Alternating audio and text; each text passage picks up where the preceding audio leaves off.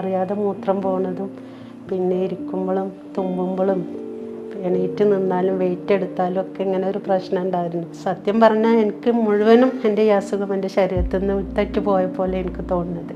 എന്നെപ്പോലെ ബുദ്ധിമുട്ടുന്ന ഒരുപാട് പേരുണ്ടാകും. അവർക്ക് ഇതൊരു ഉപകാരമാകട്ടെ എന്ന് കരുതിയാണ് ഞാൻ ഈ വീഡിയോ ചെയ്യുന്നത്. ഹലോ, അസ്സലാമു അലൈക്കും.